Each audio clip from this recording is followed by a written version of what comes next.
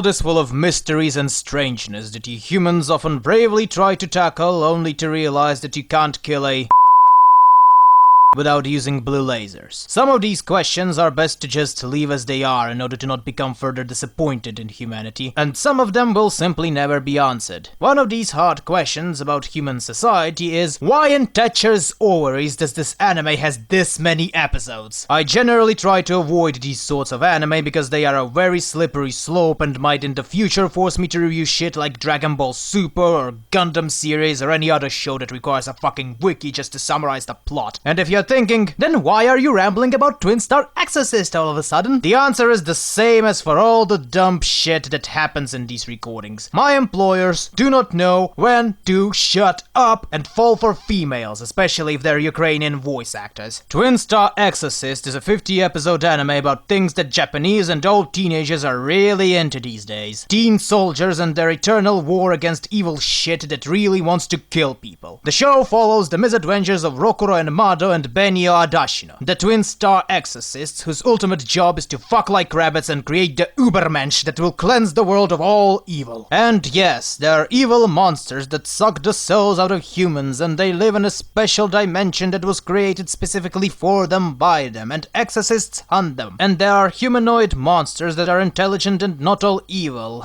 It's a shonen, alright? These types of works are usually published by a specialized magazine that has strict requirements about every little detail, hence why most of them have plots so boring and repetitive that sometimes you can practically see where it was probably copy-pasted. My guess is that this one was published by Jump. These sorts of shows usually rely on stunning designs, action sequences, and world building that I like to call shonen style just to piss off some fanboys out there. In right hands you can make wonders with it, but that would require too much work to separate all the good bits from diarrhea. And unfortunately, after watching 50 goddamn episodes in 3 days, I have to conclude that even in those aspects, this anime is blatantly subpar and sometimes is downright offensive. The action sequences and villains are so blatant power creeps that they put Bleach and Fairy Tail villains to shame. The world building is not only boring but also makes no sense the moment you start to think about it for more than 2 seconds. And the main villain's plot is a eugenics experiment so convoluted that Mengele works would appear to you as rational and easy to understand in comparison. The only good things I can say about this anime is that the costume design is pretty, the visual direction was on point, and the battle music was awesome, but that's not enough for me to recommend this anime, as there are a ton of shonens out there that have everything mentioned without its flaws. And just to torture you all, here's a small show from me.